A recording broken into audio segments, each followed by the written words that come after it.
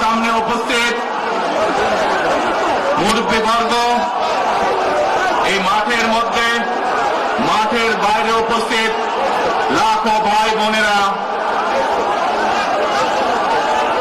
সাংবাদিক ভাইরা, ধানের শীষের ভোটাররা, আসসালামু আলাইকুম।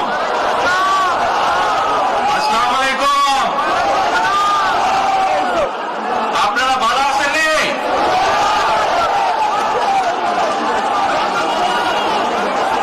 আলহামদুলিল্লাহ। প্রিয় ভাই বোনেরা, এই যে আপনারা এখানে আজকে লক্ষ লক্ষ মানুষ আজ এখানে সমবেত হয়েছেন, এই লক্ষ লক্ষ মানুষ সমবেত হওয়ার এই পরিস্থিতি তৈরি করার জন্য হাজারো মানুষ প্রাণ বিসর্জন দিয়েছে গত 15 বছর। আপনারা আজকে এই যে লক্ষ মানুষ এখানে উপস্থিত হয়েছেন, আপনাদের যে রাজনৈতিক অধিকার প্রতিষ্ঠা করার জন্য, আপনাদের কথা বলার বাক স্বাধীনতার অধিকার, আপনাদের নিরাপত্তা পাওয়ার অধিকার প্রতিষ্ঠিত করার জন্য আজ যে আপনারা এখানে একত্রিত হয়েছেন, এই অধিকার প্রতিষ্ঠিত করতে গিয়ে আমরা আমাদের মাঝে থেকে ইলিয়াস আলীকে হারিয়েছি, আমরা আমাদের মাঝে থেকে জুনায়েদকে হারিয়েছি, আমরা আমাদের মাঝে থেকে দিনারকে হারিয়েছি। সারা বাংলাদেশে গত 15 বছর 16 বছরে যারা এই দেশ থেকে পালিয়ে গিয়েছে 1 বছর আগে, তারা যখন এই দেশের মানুষের টুটি চেপে ধরেছিল, তারা এই দেশের মানুষের বাক স্বাধীনতা কেড়ে নিয়েছিল, তারা এই দেশের মানুষের ভোটের অধিকার কেড়ে নিয়েছিল, তারা শুধু ভোটের অধিকার কেড়ে নিয়েই সন্তুষ্ট থাকেনি, তারা শুধু সাধারণ মানুষের কথা বলার অধিকার কেড়ে নেই সন্তুষ্ট থাকে নাই, তারা ইলিয়াস আলী, জুনায়েদ, দিদারের মতন শত হাজারো মানুষকে তারা হত্যা করেছিল সেদিন। তারা বাংলাদেশের লক্ষ লক্ষ বিএনপি সহ লক্ষ লক্ষ সাধারণ মানুষকে গুম খুনের মামলা দিয়ে জর্জরিত করেছিল। প্রিয় ভাই বোনেরা, আমরা দেখেছি বিগত 15-16 বছরে উন্নয়নের নাম করে কিভাবে দেশের মানুষের সম্পদ লুটপাট করে বিদেশে পাচার করে দেওয়া হয়েছে। আজকে এই যে ঢাকা থেকে সিলেট বা সিলেট থেকে ঢাকার যে মহাসড়ক, 2005 সালে আমি এসেছিলাম, সুনামগঞ্জে বন্যা হয়েছিল, আমার আসতে লেগেছিল 4.5 ঘন্টার মতো, কিন্তু আজ আমরা দেখি 10 ঘন্টার মতন সময় লাগে। সিলেটের এই পুণ্যভূমির মানুষ, বহু মানুষ আছেন যারা লন্ডনে যাতায়াত করেন, লন্ডন যেতেও এত সময় লাগে না প্লেনে করে যেতেও। এই হচ্ছে আজকে উন্নয়নের ফিরিস্তি। প্রিয় ভাই বোনেরা, গত 15-16 বছরে আমরা দেখেছি কিভাবে একের পর এক নির্বাচনে ব্যালট বাক্স ছিনতাই হয়েছে, কিভাবে অমিদামি নির্বাচন হয়েছে, কিভাবে নিশি রাতের নির্বাচন হয়েছে, এবং এই নির্বাচনগুলোর মাধ্যমে, তথাকথিত নির্বাচনের মাধ্যমে বাংলাদেশের মানুষের ভোটের অধিকার তথা রাজনৈতিক অধিকারকে কেড়ে নেওয়া হয়েছিল। আজ আমরা এখানে একত্রিত হয়েছি, সেই মানুষগুলোর জীবনের বিনিময় যারা আমাদের সকলের জন্য রাজপথে নেমে এসেছিল। আমরা আজ এখানে একত্রিত হতে পেরেছি সেই মানুষগুলোর ত্যাগের বিনিময়ে যারা বিভিন্নভাবে নির্যাতিত হয়েছে, অত্যাচারিত হয়েছে, পঙ্গুত্ব বরণ করেছে। 2024 সালের 5ই আগস্ট ছাত্র জনতার অভ্যুত্থানের ভিতর দিয়ে বাংলাদেশের মানুষ 71 সালে যেভাবে দেশকে স্বাধীন করেছিল, 2024 সালের 5ই আগস্ট সেই স্বাধীনতাকে বাংলাদেশের মানুষ রক্ষা করেছে তাদের অধিকারকে প্রতিষ্ঠিত করার জন্য। প্রিয় ভাই বোনেরা, এখানে বহু মুরব্বী উপস্থিত আছেন, যারা কালের সাক্ষী শহীদ রাষ্ট্রপতি জিয়াউর রহমানের সময় কিভাবে দেশে বহুদলীয় গণতন্ত্র রচিত হয়েছে। বহু ভাই বোনেরা এখানে উপস্থিত আছেন যারা কালের সাক্ষী দেশ ও নেত্রী খালেদা জিয়ার সময় কিভাবে দেশে সংসদীয় গণতন্ত্রের ভিত্তি রচনা করা হয়েছিল। প্রিয় ভাই বোনেরা, একটু আগে আমরা বলেছি, আমি আমার বক্তব্যে বলেছি, ঢাকা সিলেট মহাসড়কের উদাহরণ দিয়ে যে কিভাবে এই দেশের তথাকথিত উন্নয়ন করার নামে দেশ থেকে মানুষের অর্থ লুটপাট করে নিয়ে যাওয়া হয়েছে। আমরা এই অবস্থার পরিবর্তন করতে চাই। প্রিয় ভাই বোনেরা, আপনারা কি আমার সাথে আছেন এই অবস্থার পরিবর্তন করতে? আলহামদুলিল্লাহ। প্রিয় ভাই বোনেরা, আমরা সারা বাংলাদেশের কৃষক ভাইদের পাশে দাঁড়াতে চাই। যদি ইনশাল্লাহ আপনারা আগামী 12 তারিখে ধানের শীষকে জয়যুক্ত করেন, জয়যুক্ত করতে পারেন, আমরা ইনশাল্লাহ সারা বাংলাদেশের কৃষকদের পাশে তাহলে দাঁড়াতে পারবো। আমাদের চান কৃষক ভাইদের পাশে? আলহামদুলিল্লাহ। প্রিয় ভাই বোনেরা, আমরা দেখেছি শহীদ রাষ্ট্রপতি জিয়াউর রহমানের সময় এইভাবে খাল খনন করা হয়েছিল সারা বাংলাদেশে, এবং সেই খাল খনন করার মাধ্যমে কৃষকদের সেচ সুবিধা সহ মানুষের পানির সমস্যার সমাধান হয়েছিল। জানেন আপনারা এতে খাল খনন নিয়ে কে কে জানেন? কে খাল খননের কথা শুনেছেন? এই তো হাজারো মানুষ হাত তুলেছে। প্রিয় ভাই বোনেরা, বিএনপি ইনশাআল্লাহ 12 তারিখের ভোটে নির্বাচিত হলে আমরা আবার খাল খনন কর্মসূচি শুরু করতে চাই। এ সারা দেশে, সিলেটের বাংলাদেশ সারা দেশে খাল খনন শুরু করতে চাই। কারা কারা খাল খনন করতে চান? আলহামদুলিল্লাহ। আমরা দেশে খাল কাটবো, দেশের নদীতে পানি নিয়ে আসবো, খালে বিলে পানি নিয়ে আসবো। কেন? আপনাদের মনে আছে কয়েক বছর আগে কিভাবে ওই পাশ থেকে পানি ছেড়ে দেওয়া হয়েছিল, সারা সিলেট শহর ভেসে গিয়েছিল বন্যার পানিতে, মনে আছে?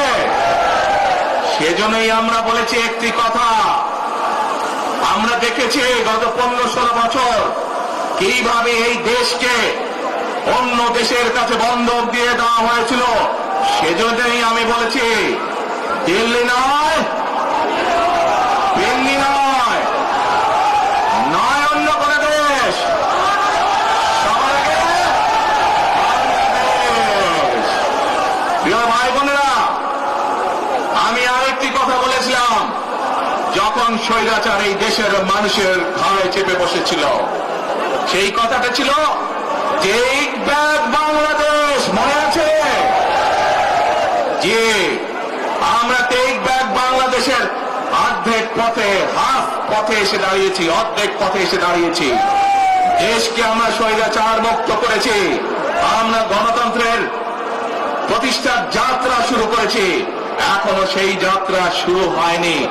12 তারিখে ধানের শীষকে নির্বাচিত করার মাধ্যমে গণতন্ত্রের সেই যাত্রা শুরু হবে। টেক ব্যাক বাংলাদেশ মানে শুধু গণতন্ত্রই রক্ষা নয়, এর সাথে আরো কথা আছে। ওই যে বললাম খাল খনন, ওই যে বললাম কৃষক ভাইদের পাশে দাঁড়ানো, শুধু এখানেই থেমে থাকলে চলবে না। আমাদের দেশের জনসংখ্যার অর্ধেক হচ্ছে মা বোনেরা, অর্থাৎ নারী সমাজ। এই মা বোনদের কাছে আমরা নির্বাচিত, ইনশাল্লাহ 12 তারিখে ধানের শীষ নির্বাচিত হলে আমরা তাদের কাছে তাদেরকে স্বাবলম্বী করে গড়ে তোলার জন্য, এখানে আপনাদের যাদের সংসার আছে জানেন, স্বামী স্ত্রী দুইজনে মিলে সংসার সুন্দর হয়, যাতে আমাদের মায়েরা আপনাদের পাশে, বোনেরা আপনাদের পাশে থেকে সংসারকে সচ্ছলভাবে গড়ে তুলতে পারেন। আমরা গ্রামে গ্রামে, শহরে শহরে সকল দুস্থ পরিবার যারা আছে, মধ্যবিত্ত নিম্নমধ্য সকল পরিবার কাছে ফ্যামিলি কার্ড পৌঁছে দিতে চাই। এই ফ্যামিলি কার্ডের মাধ্যমে আপনার পরিবার, আপনার মা বা আপনার স্ত্রী, আপনার বোনের মাধ্যমে আপনার পরিবার সহযোগিতা পাবে। কিন্তু এই ফ্যামিলি কার্ডকে যদি বাস্তবায়ন করতে হয় তাহলে কি করতে হবে? কি করতে হবে? ধানের শীষকে জয়যুক্ত করতে হবে। পারবেন ইনশাআল্লাহ। প্রিয় ভাই বোনেরা, কৃষক ভাইদেরকে যেমন কৃষি কার্ড দিতে চাই আমরা সহযোগিতা করার জন্য, মা বোনদেরকে দেশনেত্রী খালেদা জিয়া যখন দেশ পরিচালনার দায়িত্বে ছিলেন, মা বোনদেরকে বিনামূল্যে শিক্ষার ব্যবস্থা করে দিয়েছিলেন, মনে আছে? এখানে বহু মা বোন আছে সেই সময় যারা এই সুবিধা পেয়েছিলেন। আপনাদের ঘরে বহু মা বোন আছে যারা সেই সুবিধা পেয়েছিলেন। আজ সেই মা বোনদেরকে আমরা ফ্যামিলি কার্ডের মাধ্যমে খালেদা জিয়ার সরকার শিক্ষার সুযোগ করে দিয়েছিলেন। আপনাদের আগামী দিনের ধানের শীষের সরকার, বিএনপি সরকার, সেই শিক্ষিত মা বোনদেরকে, সেই মা বোনদেরকে, সকল মা বোনদেরকে অর্থনৈতিকভাবে আমরা স্বাবলম্বী করে গড়ে তুলতে চাই। প্রিয় ভাই বোনেরা, আসেন এবার টেক ব্যাক বাংলাদেশের আরেকটি কাজ বাকি আছে। সেই কাজ হচ্ছে আমাদের দেশের লক্ষ লক্ষ যুবক যুবতী অর্থাৎ তরুণ সমাজের সদস্যরা, যুব সমাজের সদস্যরা, লক্ষ লক্ষ সদস্যরা বেকার হয়ে বসে আছেন, আছে না? এই বেকারদের জন্য আমরা কর্মসংস্থান তৈরি করতে চাই। সিলেটের মানুষ আদান নিচ্ছে, আচ্ছা আদানটা হচ্ছে, আদানটা শেষ হয়ে যাক।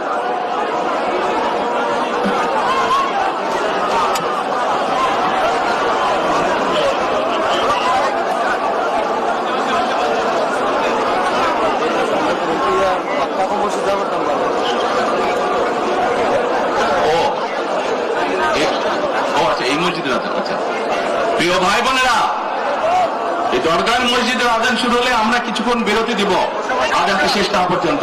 তাহলে তার আগে বক্তব্য রাখি নাকি? আচ্ছা, এই যে লক্ষ লক্ষ ভাই বোনেরা, সিলেটের মানুষ, অধিকাংশ মানুষ কোথায় যায়? লন্ডনে, তাই না? আরো অন্য দেশে যায়। কিন্তু এই যে মানুষগুলো যাচ্ছে, এই মানুষগুলোকে আমরা বিভিন্নভাবে ট্রেনিং দিতে চাই। ট্রেনিং দিয়ে ভাষা শিক্ষার মাধ্যমে আমরা এই মানুষগুলোকে দক্ষ করে গড়ে তুলতে চাই। সিলেটের বহু মানুষ সৌদি আরব সহ মধ্যপ্রাচ্যেরও বিভিন্ন দেশে যায়। আমরা এই মানুষগুলোকে দক্ষ করে গড়ে তুলে কর্মসংস্থানের সুযোগ তৈরি করতে চাই। কিন্তু সেই সুযোগ তৈরি করা একমাত্র তখনই সম্ভব যখন কে আপনারা ধানের শীষকে জয়যুক্ত করতে পারবেন। কি পারবেন? যুব সমাজের কর্মসংস্থান তৈরি করতে চাই। আমার লক্ষ লক্ষ ভাই বোনেরা বেকার হয়ে বসে আছে, আমরা তাদেরকে বেকার রাখতে চাই না। আমরা তাদের জন্য কাজের সংস্থান সৃষ্টি করতে চাই, কারণ তারা যাতে স্বাবলম্বী হতে পারে। তাদেরকে বিভিন্ন বিষয়ে ট্রেনিং দিয়ে আমরা দক্ষ শ্রমিক হিসাবে গড়ে তুলতে চাই, সেটি দেশের ভেতরে, দেশের বাইরে, যাতে করে তারা কর্মসংস্থানের ব্যবস্থা করতে পারে। সরকার থেকেও আমরা ইনশাআল্লাহ সেই ব্যবস্থা গ্রহণ করব, যাতে সেই দক্ষ মানুষটিকে সারা পৃথিবীতে আমরা ছড়িয়ে ছিটিয়ে দিতে পারি, যাতে করে তারা স্বাবলম্বী হয়ে নিজের পায়ে দাঁড়াতে পারে। প্রিয় ভাই বোনেরা, আমরা বহু মানুষের জীবনের ত্যাগের বিনিময়ে আজকে এই গণতন্ত্রকে আমরা প্রতিষ্ঠিত করার পথে এগিয়ে যাচ্ছি। কিন্তু আমরা বিগত কিছুদিন ধরে খেয়াল করে দেখছি, বাংলাদেশের কোন মহল, এই দেশের ভেতরে কোন মহল ষড়যন্ত্রের চেষ্টা করছে। গত কয়েকদিন ধরে আপনারা দেখেছেন, পত্র পত্রিকায় এসেছে, বিভিন্ন সোশ্যাল মিডিয়াতে এসেছে, মধ্যপ্রাচ্য সহ বিভিন্ন দেশে পোস্টাল ব্যালট যেগুলো পাঠানো আছে সেগুলোকে কিভাবে ডাকাতি করা হয়েছে। ঠিক যারা এই দেশ থেকে পালিয়ে গেছে তারা যেভাবে আপনাদের ভোট ডাকাতি করেছিল, ঠিক একইভাবে আবার সেই ষড়যন্ত্র শুরু হয়েছে। দেখেছেন আপনারা? দেখেছেন? প্রিয় ভাই বোনেরা, সেই ষড়যন্ত্রের বিরুদ্ধে সজাগ থাকতে হবে। বিদেশে বসে তারা ষড়যন্ত্র করছে, একইভাবে আপনাদের আবার যে ইলিয়াস আলী, দিদার, জুনায়েদ সহ হাজারো মানুষের প্রাণের বিনিময়ে যে অধিকার আমরা অর্জন করেছি, 24-এ গণ আন্দোলনের, জনগণের আন্দোলনে এই সিলেট শহরে 13 জন আমাদের জীবন দান করেছে, 13টি প্রাণ ঝরে গিয়েছে আমাদের। প্রিয় ভাই বোনেরা, এই প্রাণগুলোর বিসর্জনের মাধ্যমে আমরা যে অধিকার আদায়ের পথে নেমেছি, একটি কুচক্রী মহল এর ভিতরে ষড়যন্ত্র শুরু করে দিয়েছে।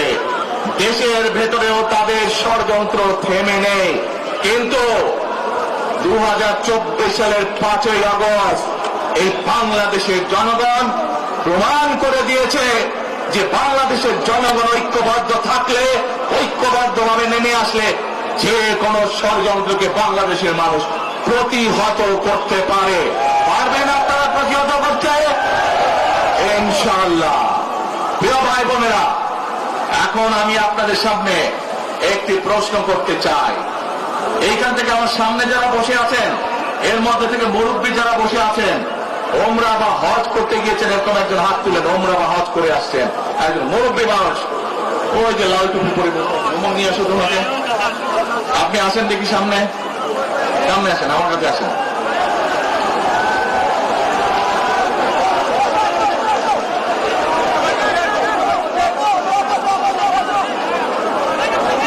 ওই যে চশমা ঝুলছে, চশমা ঝুলছে।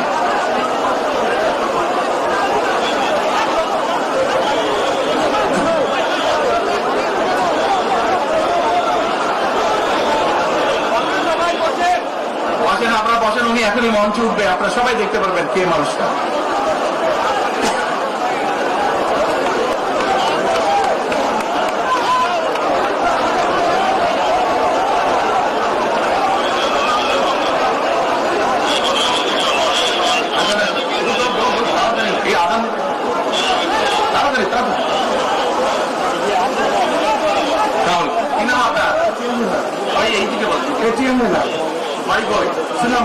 ভাই সুনামগঞ্জ, সুনামগঞ্জ কোথায়?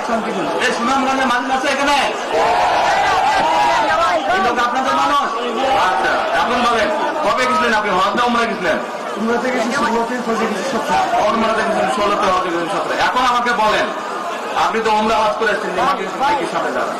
আপনি কাবা শরীফে গেছেন, কাবা শরীফের মালিককে জোরে বলেন আল্লাহ। কাবা শরীফের মালিককে আল্লাহ। আল্লাহ। আমরা মুসলমান সবাই এই দিন দুনিয়ার আমরা যে পৃথিবী দেখি, পৃথিবীর মালিককে আল্লাহ। এই সূর্য নক্ষত্র যা দেখি তার মালিককে আল্লাহ। বেহেশতের মালিককে আল্লাহ। দোজখের মালিককে আল্লাহ। আচ্ছা, কারণ আপনারা সকলেই সাক্ষী দিলেন দোজখের মালিক আল্লাহ, বেহেশতের মালিক আল্লাহ, এই পৃথিবীর মালিক আল্লাহ, কাবার মালিক আল্লাহ। আরে ভাই, যেটার মালিক আল্লাহ সেটা কি অন্য কেউ দেওয়ার ক্ষমতা রাখে? রাখে না। তাহলে কি দাঁড়ালো? নির্বাচনের আগে একটি দল এই দিব ওই দিব বলছে, টিকিট দিব বলছে না? যেটার মালিক মানুষ না, সেইটার কথা যদি সে বলে, এক সেরেকি করা হচ্ছে, হচ্ছে না? যার মালিক আল্লাহ, যার অধিকার শুধু আল্লাহ একমাত্র, সবকিছুর অধিকার উপরে আল্লাহর অধিকার। কাজেই আগেই তো আপনাদেরকে ঠকাচ্ছে, নির্বাচনের পরে তাহলে কেমন ঠকাবে আপনাদেরকে বোঝে নেবা। শুধু ঠকাচ্ছেই না মানুষকে, যারা মুসলমান তাদেরকে শিরকি করাচ্ছে তারা। নাউযুবিল্লাহ। প্রিয় ভাই বোনেরা, কেউ কেউ বলে অমুককে দেখেছে, তমুককে দেখেছে, এবারে একে দেখেন।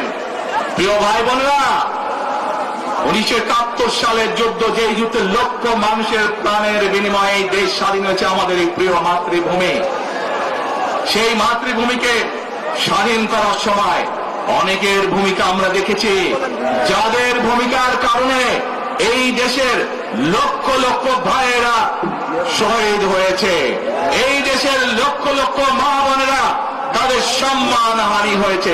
কাজে তাদেরকে তো বাংলাদেশের মানুষের মধ্যে দেখেই নিয়েছে। এখন প্রিয় ভাই বোনেরা, এই কুফরির বিরুদ্ধে, এই হঠকারিতার বিরুদ্ধে, এই মিথ্যার বিরুদ্ধে আমাদেরকে ঐক্যবদ্ধ হতে হবে। আমাদেরকে ওই যে টেক ব্যাক বাংলাদেশে থাকতে হবে। আমরা দেশকে স্বৈরাচার থেকে মুক্ত করেছি, এখন মানুষের অধিকারকে প্রতিষ্ঠিত করতে হবে। শুধু ভোট, শুধু কথা বলার অধিকার প্রতিষ্ঠিত করলে হবে না, মানুষকে স্বাবলম্বী করে নিজের পায়ে গড়ে তোলার ব্যবস্থা করতে হবে। প্রত্যেকটি মানুষ, বাংলাদেশের মানুষ যাতে ঠিকভাবে ভালোভাবে খেয়ে পরে বেঁচে থাকতে পারে, প্রত্যেকটি মানুষ যাতে নিরাপদে রাস্তায় চলতে পারে, সেই ব্যবস্থা করতে হবে। সেটাই হচ্ছে টেক ব্যাক বাংলাদেশ। আমরা বিগত 15 বছর দেখেছি, অমুককে বলে এসেছি তমুককে ক্ষমতায় রাখার জন্য, বলেছিল না? সেজন্যই বলেছি, দিল্লি নয়। আমরা দেখেছি যারা 71 সালে ছিল তারা কাদের সাথে লাইন দিয়েছিল, যাদের কথা একটু আগে বললাম, যারা মিথ্যা কথা বলে ঠকাচ্ছে মানুষকে, আমরা দেখেছি তাদের আস্তানা কোথায়। সেজন্যই বলেছি, যেমন দিল্লি নয় তেমন পিন্ডি নয়, নয় অন্য কোন দেশ, সবার আগে বাংলাদেশ। এবং যেহেতু আমরা বিশ্বাস করি দেশের মানুষই হচ্ছে আমাদের রাজনৈতিক সকল ক্ষমতার উৎস, সেজন্যই আমরা দেশের মানুষের ভাগ্য উন্নয়নে বিশ্বাস করি। এবং সংক্ষেপে আপনাদের সাথে যেই কথা বললাম, শুধু ভোট এবং কথা বলার অধিকার না, বিএনপি চায় আপনাদের দেশের মানুষকে অর্থনৈতিকভাবে স্বাবলম্বী করে দিতে, দেশের নারী সমাজকে, মা বোনদেরকে, দেশের যুব সমাজকে, দেশের প্রত্যেকটি কৃষক সহ প্রত্যেকটি শ্রেণী পেশার মানুষকে বাংলা বিএনপি চায় আগামী দিনে ইনশাআল্লাহ সরকার গঠন করে প্রত্যেকটি মানুষকে স্বাবলম্বী করে গড়ে তুলতে। প্রিয় ভাই বোনেরা, সেজন্যই আমরা আরেকটি কথা বলি, আমরা দেখেছি কিভাবে শহীদ জিয়ার সময়, দেশে খালেদা জিয়ার সময় দেশকে আমরা এগিয়ে নিয়ে গেছিলাম, দেশে কলকারখানা তৈরি হয়েছিল, মানুষের কর্মসংস্থান হয়েছিল, দেশের মানুষ বেড়েছে গিয়েছিল। সেজন্যই আমরা বলতে চাই, করব কাজ, করব দেশ, সবার আগে বাংলাদেশ। করব কাজ, করব দেশ, সবার আগে বাংলাদেশ। শেষে আবারও আপনাদের কাছ থেকে আগামী 12 তারিখে ধানি শীষের পক্ষে ভোট চেয়ে একটি কথা বলতে চাই, ইনশাআল্লাহ আগামী দিনে বিএনপি সরকার গঠিত হলে আমরা নবী করিম সাল্লাল্লাহু আলাইহি সাল্লামের ন্যায় পরায়ণতার ভিত্তিতে ইনশাআল্লাহ দেশকে পরিচালনা করব। আল্লাহ হাফেজ। বাংলাদেশ জিন্দাবাদ।